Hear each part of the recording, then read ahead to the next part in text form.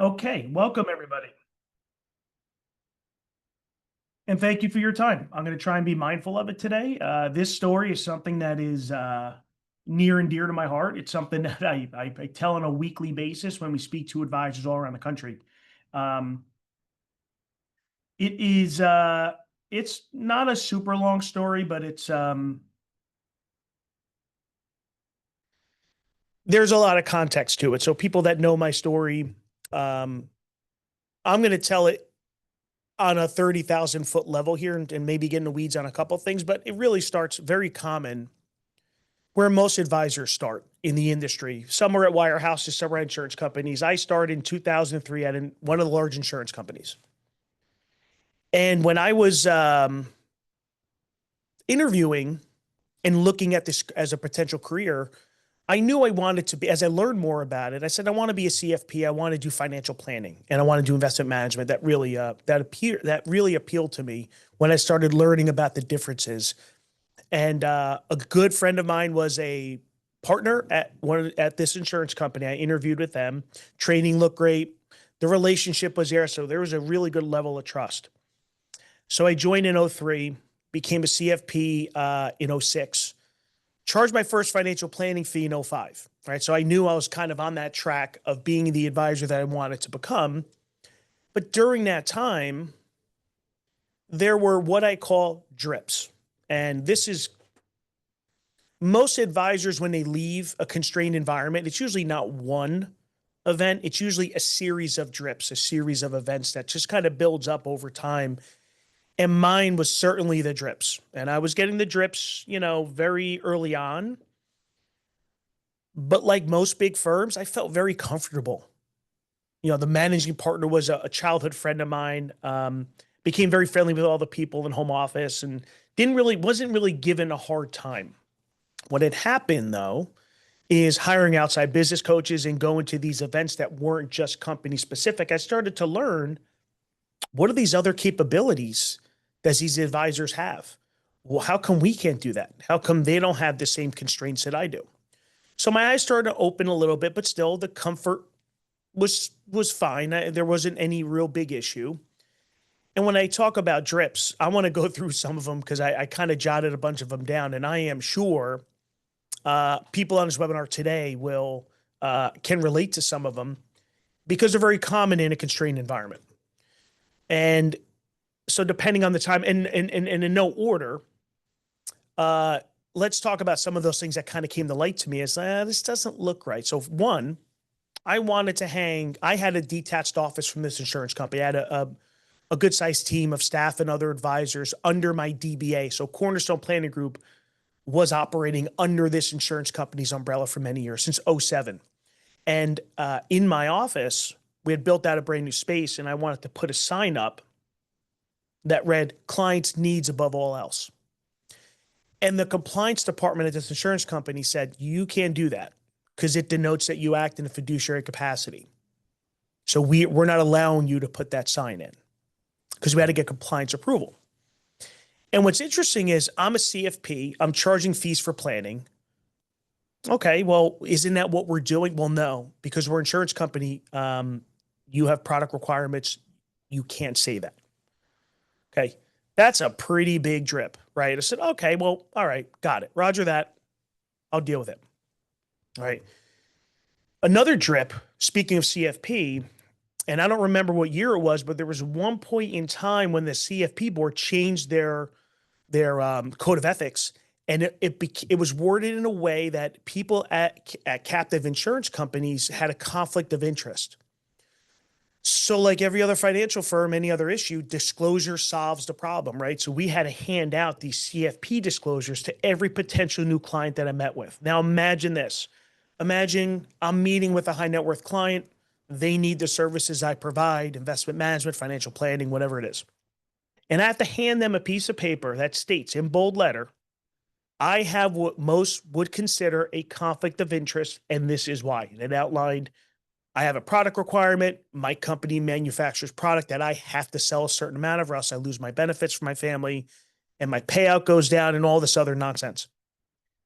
That was a pretty big drip, right? And imagine you being the client. Would you choose the advisor that had to hand you disclosure, that had a conflict of interest, or the one that was independent, that had no conflict?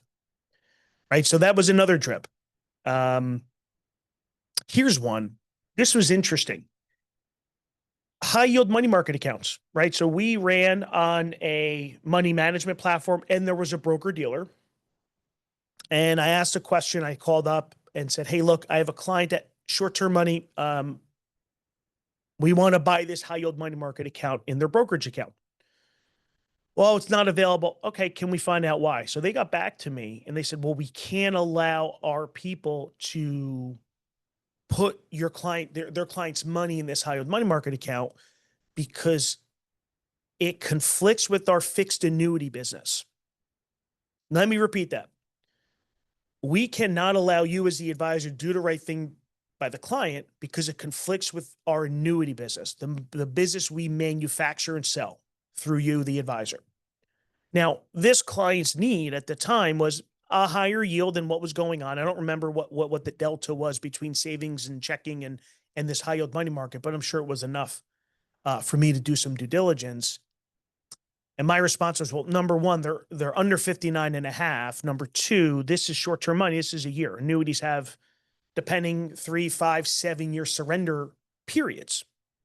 Well, we still can't allow it because it is, it basically competes with one of our flagship products. To me, that's a conflict. And to me, that borders on integrity at that point. Like, okay, well, what are we supposed to do for this client? Is the best thing for the client to say, go find an advisor that can act in your best interest? Because I sure as hell can't. So that was a pretty big, that was a big drip. Here's one that's interesting. Now, this insurance company owned a mutual fund. And I'm sitting at the table at one of these events. And the CFA, the person who oversaw this mutual fund company, who was a very nice person, we had a great relationship. He says, Carmine, how are you doing with such and such, with us? Do you need anything? I said, well, actually, I don't use you guys anymore. And I'm at a table with the company people. I was one of the only few advisors there. And he said, well, why not? I said, well, you don't put your returns on your statements. He says, yes, we do. I said, no, you don't. He pulls out his computer or his phone, sorry. And he goes, yeah, I just got my statement. Let me pull it up. So now everyone's at the table just waiting. And he's looking at his phone. And he goes, oh my God, the returns aren't on there. I said, I know. I use this other fund company direct because on every one of their statements is year to date and since inception, return data right there for the client to see. He says, well, let me find this out why, because I don't understand. I thought we did. So the next day I'm having breakfast and over walks the person from the mutual fund company with another company person. Hey, this is so-and-so. He heads the brokerage division. He has an explanation for you. And they sit down and I'm the only one at the table. And they sit across from me like, look, we actually polled the field force and they voted against putting return data on the statements. And I said, why? They said, well, they didn't want their clients to know what their investments were doing. And I said, well, they should all be fired. Because as a client of an investment advisor, as a financial advisor, however you want to call yourself, the most simple question you will have as a client, hey, how are we doing? If I was with that, if I had my clients money in that mutual fund company's account, I couldn't give them an answer. In fact, I had one of my staff people call and say, look, we have a review meeting coming up. This client wants to know how they're doing. Return-wise, can you give us some data? They sent us, because they were dripping in on a monthly basis. It was like a 40-page printout. And you have to do your own return analysis. We'll provide you with the transaction history. I did not have an answer for the client. What was I supposed to say? I couldn't put together 6 or 7 years of dripping into a mutual fund account and come up with how they're doing on a return basis.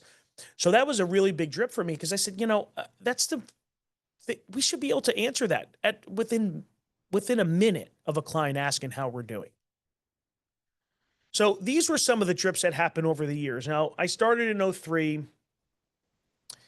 built up a team, several advisors, several staff people, had my detached office, and getting these drips and frustrations and compliance issues and things like that. But for the most part, there really wasn't this whole, like, I need to leave today. And I would say that it was around, well, it was in 2019. Now, by the way, before this, there was a minimum of this company's core product that I had to sell or get commission, a certain amount of commission a year that I had to do to keep my contract, but more importantly, to keep the payout that I had, and more importantly, for my team. So my team, if they were left on their own in their own grid, they would get a much lower payout than I did. But the company allowed, because we worked as a team, hey, you can get Carmine's grid as long as Carmine does certain amount of core product. There's a pretty low number, and in fact, the company did have some products I had no issue recommending. So I'd hit that number pretty easily every year, and for most of the years before my exit, I was just hitting that number. And my team had my payout. I had my payout. Things were good. And then in July of 19, now their what they call their council year runs from July 1st to June 30th.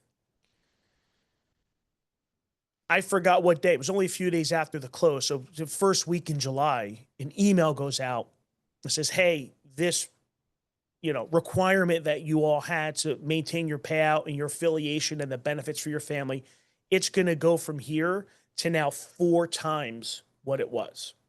This email went out, and it was 2 days before I was leaving on a 19-day safari to Africa with my family.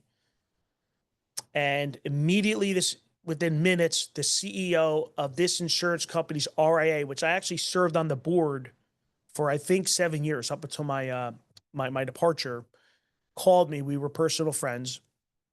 Said, hey, I just found this out. Don't freak out. Go on your trip. We're going to figure something out.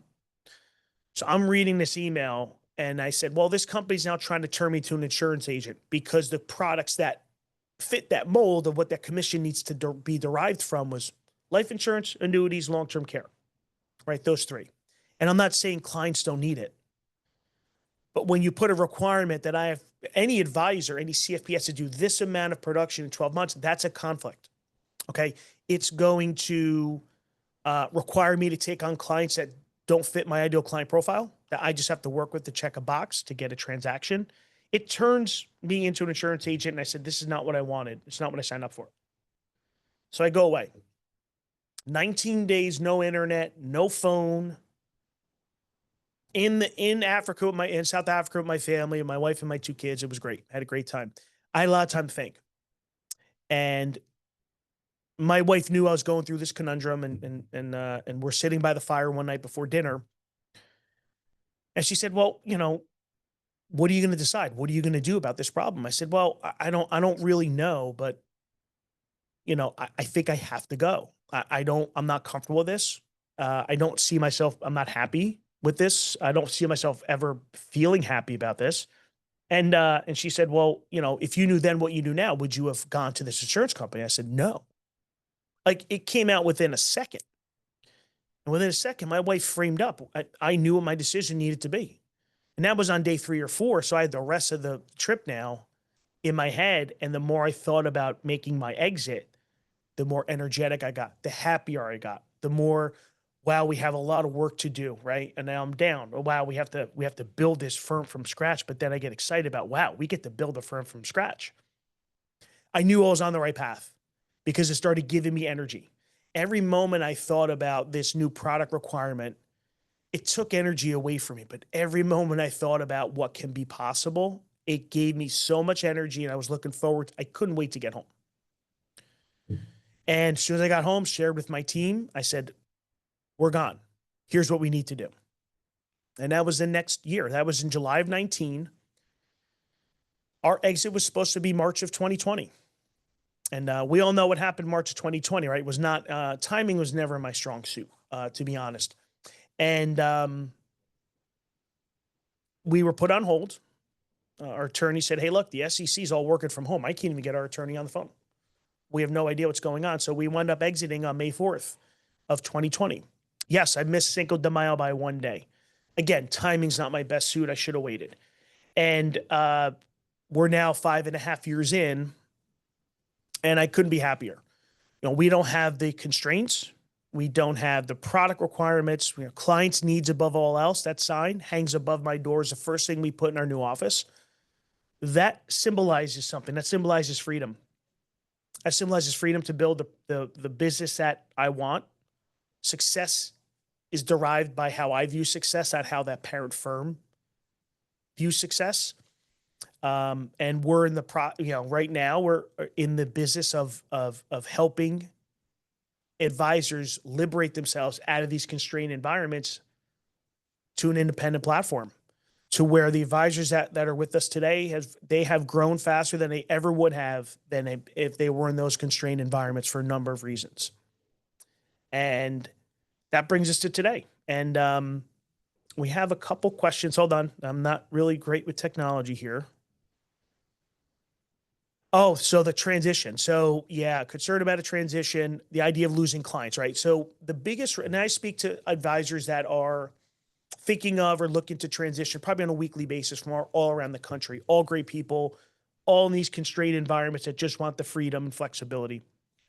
The biggest fear is, income drop, right? Am I going to see a drop of income and are clients going to come with me? And, helping dozens of advisors transition out of these constrained environments, including my own client book. I could tell you of the 198 households that I spoke to post-transition, because there's a number of households that I had that I did not reach out to post. Of the 198, all but 2 came with me. Okay, it's a 98+% retention rate. And the other 2 advisors that transitioned the same time I did, they only lost 1 household across both of them. So us 3 as a team, having a 99+% retention rate. And if you know anything about transitioning, that's pretty good. And I would tell you this. Having a transition like that, you're actually forced to have a really deep conversation with your clients. You're actually in a position of trying to get yourself rehired. And they're looking back, they're looking over the time that they spent with you and all the good that you've done. I think it really solidifies and it solidifies that this is a relationship business. And a lot of times if people think it's the firm's name that matters, I think that what matters is your relationship with the client and how much you care. Another question. Oh, this is a great one. Have you known of an advisor the transition that didn't work out well? The answer is no. And I've probably spoken to, in the last 5 years, over 100 advisors that are in the process of or have transitioned. And the one common thread that I've heard, the regret that I've heard, is they just didn't do it sooner. And I do regret that as well, because I did exit in 2020, but in 2018, I almost did leave. And because it got to the point, those trips got really bad, and the company talked me into staying. They were going to change some logistical things and some rules and regs, which they made some very minor changes. Didn't stop me from leaving, and I do regret not leaving sooner. I would tell you that that's been their that's been one of the regrets that I've had, is that I just envision if I had 10 years as an independent advisor, where would we be? And I look back and it is what it is. I mean, I was comfortable-ish, and get my level of uncomfortableness grew year to year as they were changing the rules. And that's one thing these firms do, is that they change the rules on you overnight, and there's really nothing they could do, nothing you could do about it. One of the biggest problems that advisors have that I speak to is compliance constraints. So if you look at this insurance company I was at, they had 13,000 people. Okay. Their compliance regulations and rules were built to the lowest common denominator. They have to manage risk and manage that people aren't doing, really egregious stuff with clients' money. And on one side of my head, I do agree with that, because how do you manage 13,000 people? You would probably have to set some kind of standard, but I do believe once an advisor's seasoned practice hits a certain time or different size, there needs to be a different set of protocols for that person. But at the end of the day, an insurance company that manufactures product, they really care about one thing. They care about how much of this product can we move. In fact, internally at this insurance company, they have power planners that will help advisors in financial planning software. And they also have product specialists, like a life insurance specialist, annuity specialist in these power planner sessions, seeing where product can be placed within that financial plan. I'll give you another trip. This is a good one. This insurance company had this subsidiary firm of accountants and attorneys used for advanced planning, estate planning, business succession, things like that. And you can pay to be a member, and you would send them client data, and they would really create this beautiful report to give to a client. They were a group of great people, loved them all. And I was working on this financial plan for a client that we needed to talk about business succession, and it did include insurance for him, for the owner. And he had some health issues, and he was not going to be able to get a policy with the company that I was at. Their underwriting requirements were a little more strict. We found another company to take it. And part of this proposal, they would actually put the insurance information in there, the amount, the premium, and they would actually embed the illustration there as well. Looked very nice. So I send this over to one of the attorneys. Hey, can you please put this in this client's report? I'm meeting with the client and the attorney, next week, let's say. They said they couldn't, because we cannot put another company's proposal in one of your reports. Now, I pay for that service. I think it was like, $8,000 or $10,000 a year to pay for this service. And that was a big drip. This client can't get it, or the offer would be so bad at this insurance company. This is what's best for the client. Sorry, we can't do that. And, that is a huge conflict. Client's paying me, I'm paying for this service, yet but it's service with strings, right? We'll only give we'll take your money, but we can only do the report with our products. And that was a pretty big trip, to say the least. Now, when I exited, something interesting happened. I was threatened a lot when I was very open about me looking at options, and I was threatened to be sued. They were going to file FINRA action against me, and they wound up doing it. But I want to be very clear. I am the worst case scenario. I had a specific contract with this company, and all the advisors that we've helped liberate from other companies, this has not happened. This was a very personal thing. So I don't want, if you read the book Broken Dealer, it's over my my left shoulder here. Myself and my co-author, Darren Blonsky, he owns a RIA firm, much like Cornerstone out in Sonoma, California. Very similar stories of our exit. So if you read in the book, that it was very personal. So when you look at the risk of leaving, please don't let legal reasons be a big speed bump for you. In fact, in the book, we talk about get a transition attorney, review your employment contract, make sure you know all of that. I knew about that. I knew in that contract, they had the ability to file an action against me. It's very, very specific to my situation. I was okay with that. And the reason why is if I left on my own, there was nothing they could do. But because the two advisors that started their career with me, that are still with me today and thriving, they couldn't come with me. And that was what the agreement stated. I can leave, but if anyone else comes with me, then heck, we're gonna put the screws to you. Now, I would tell you that I was not going to leave a man behind. Wasn't going to happen. So I knew I knew they were going to come. I knew they were going to do it. I knew it was going to cost me money and time and energy and all that stuff. But I would not leave these two advisors, because I had an option. If I said, hey guys, look, you can't come. You have to wait 2 years. That's in my agreement. 2 years in a day, you can come, but heck, I'm going to leave you behind. I wouldn't be able to do that.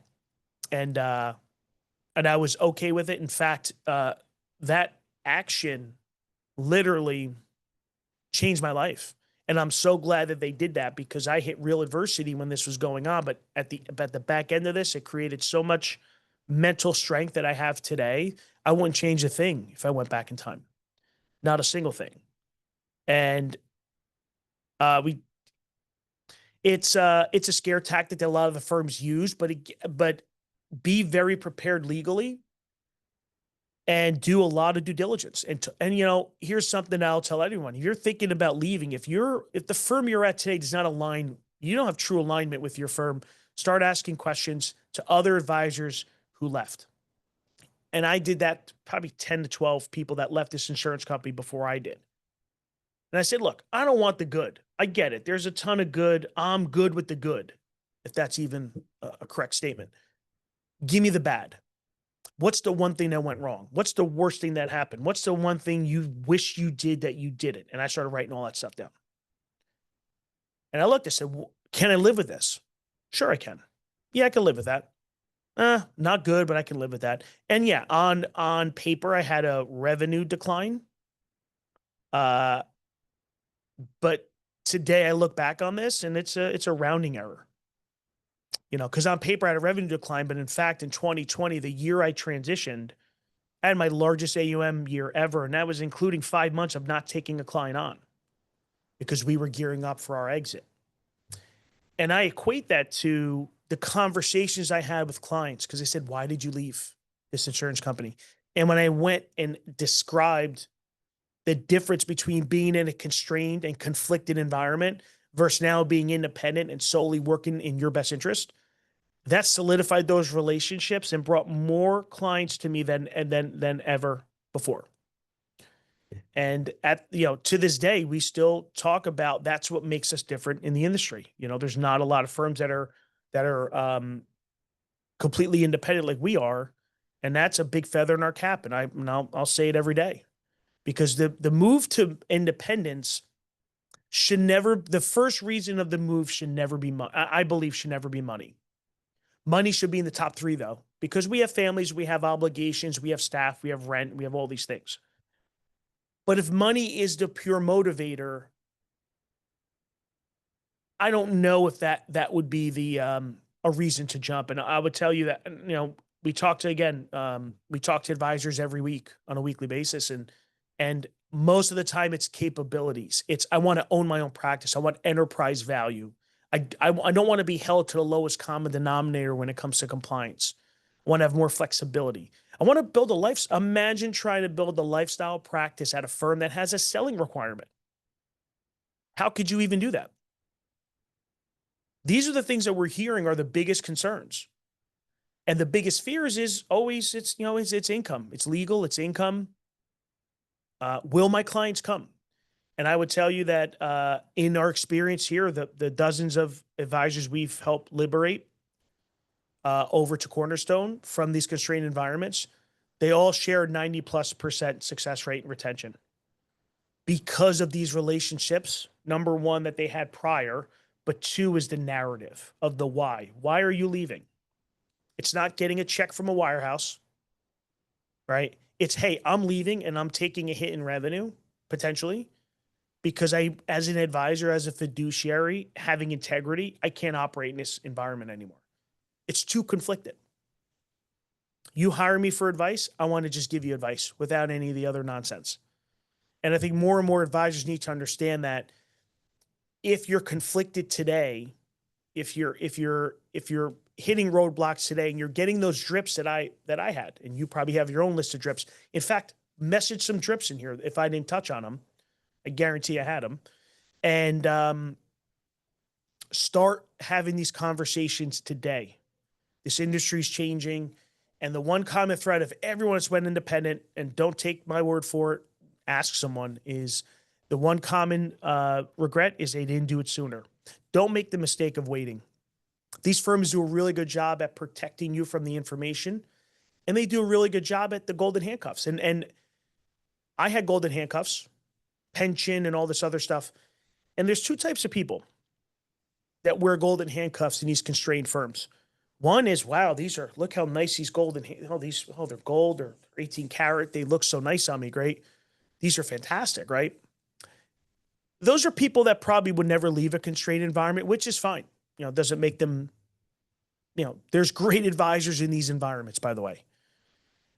The other person is the person like me. I'm looking to get these handcuffs off me. I don't care what color they are. I don't care if they're gold, they're laced in diamonds. Get them off me. I need to get out of these. And that's where I was. And that need to get out just grew and grew every year as they kept on moving the goalposts, changing the rules, making it harder for us to do business. I just don't see how anyone can build a practice that they truly want with enterprise value, even with succession the way they want it, and building a lifestyle practice of only working a few hours a week if you wanted to on 30 households, because that's how you see yourself into the sunset. In a constrained environment, it's very hard because it's conflicted with the, hey, we need you to do more production this year. We're going to send you to a better trip. We're going to give you this bonus. And you say yes to this. What are you saying no to? You're saying no to the freedom, the flexibility, the enterprise value. Fill in the blank. There's a ton. Just be aware. Start asking questions. And if you're really connecting with this message, reach out. I've been through it. I can help guide you to see if the independent channel is right for you. Please reach out to me. Thank you so much for joining. You can reach out to me on LinkedIn if you'd like to have a confidential conversation to see if the independent channel is right for you. I am Carmine Corino, CEO of Cornerstone Planning Group, and thank you so much for joining today.